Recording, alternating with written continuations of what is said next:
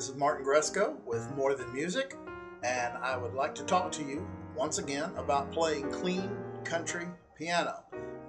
And I can go on and on about this subject because there's just so much to teach and so much you can learn.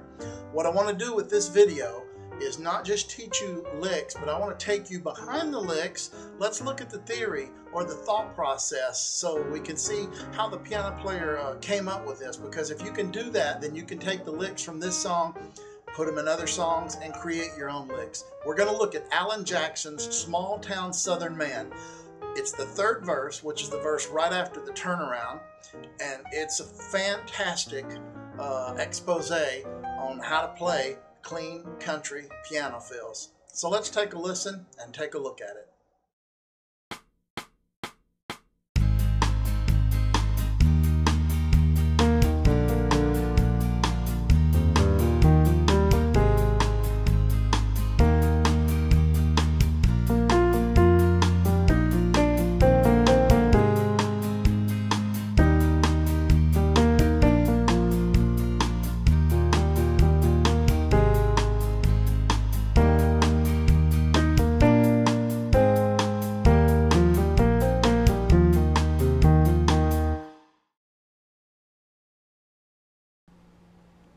Okay, I know you want to get right to learning this lick, and I want to teach it to you, but I also want to teach you what's behind the lick so that you can create this, or actually create your own licks for not just this song, but other songs as well. All right, so let's look at the first lick. In measures 3 and 4, you've got a B flat below middle C, then an E flat, and then you have a D, a B flat, and a D. The lick is... That's very simple because what he does, or she does, I don't know who played on the record, but what the keyboardist is doing there, and in the majority of licks that we're about to cover, well, let me just go ahead and cover them and we'll come back to that first line. All right, so I'm on page 2 on the second line of the PDF. If you don't have it, go to martingresco.com, download the free PDF, and it'll have the notes that I'm speaking from right now. The lick in measure 7, alternating from B flat below middle C to the F above. All right, then you look at that lick there in measure 8. That's a G to an E flat and an F to a D. And then if you look at the next lick in measures 9 and 10, you have a G, B flat, E flat, which is the outline of an E flat chord, and then you outline a B flat chord coming down, D, B flat, F. Notice when I strike that first note, G, I hold it, hit the B, hold it, get to the E flat. Then I let go of them, strike the D, hang on to it while I'm hitting the B, hang on to that while I'm hitting the F. So you have... Alright, so I'm not actually playing the lick like you see it notated. And that's not how it sounds on the recording either. And using the pedal will also help create that same type of thing. Alright, if you look at the lick in measure 12, again you've got...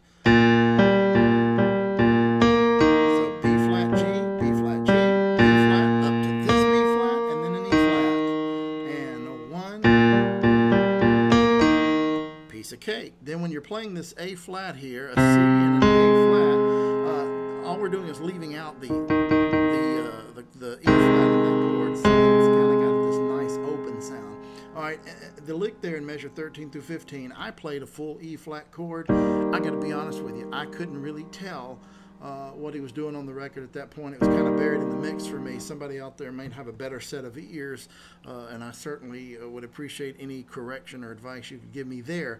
But the lick at the end of that measure is an E flat above middle C and a B flat. And then you have a B flat, and it's a dyad, not a triad. So we're using a B flat and a D, and that's enough to make the chord. We're not using the fifth of the chord. So we have a B flat and a D, then an A flat and a C,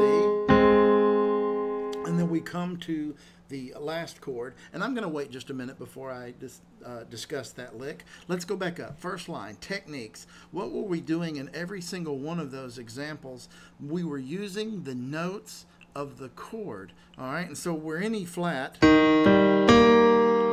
which means that these notes are available to us not just in root position, first inversion and second inversion. Same is true for A flat,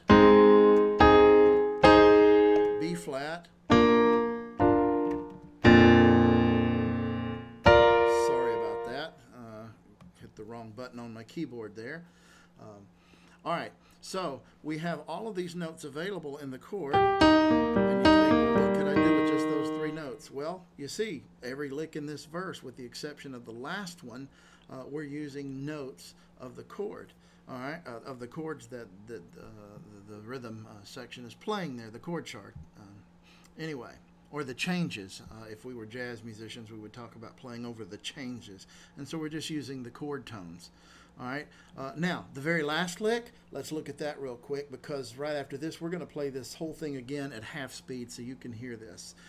The very last lick, he's using, or she is using, a pentatonic scale. And all the pentatonic scale is, it's the diatonic major scale, 1, 2, 3, 4, 5, all the way back up to 1, and we take out the 4th tone and the 7th tone. And the beauty of the pentatonic scale is you can improvise all day long in the pentatonic scale and never have to worry about hitting a wrong note, because in any scale, or the major scale, the 4th tone and the 7th tone, that's what creates the tension, and hitting those tones at the wrong time will really wake the ears up of somebody listening to you. You know plenty of pentatonic songs, because many folk songs that we sing are pentatonic, and perhaps, I guess, the best known and maybe one of the best love songs that's ever been written is in a pentatonic scale, and that's Amazing Grace.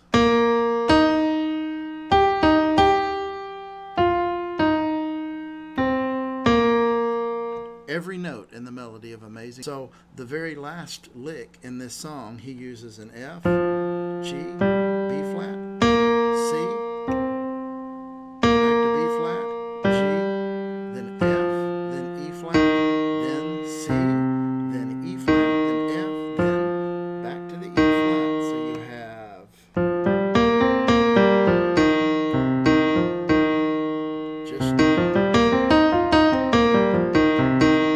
just a pentatonic, by using the notes of the chord and by using the pentatonic scale. Now go back up to that first line, because I wrote underneath the notes of the chords, I wrote this phrase, the interval of the 6th.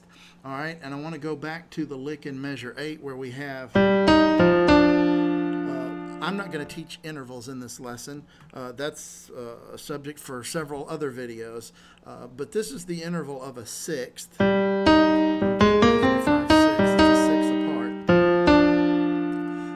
That's rather simplistic, so no notes or emails from you theory majors out there, okay? And you'll find that this is very common in country music. I did not complete that lick in measure 8 where you have, he plays an E flat and a C and a D and a B flat, and then just rocks them.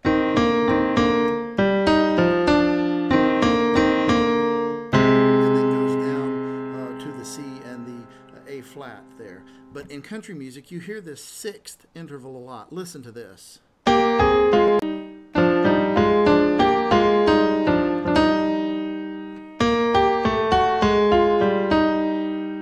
All of that is played using the 6th. So I've given you 3 techniques. Use the notes of the chord that you're in, whatever chord that is improvisational material, and you can play the notes in different combinations. You can also use that interval of a 6th. You can play it together, or you could break it up.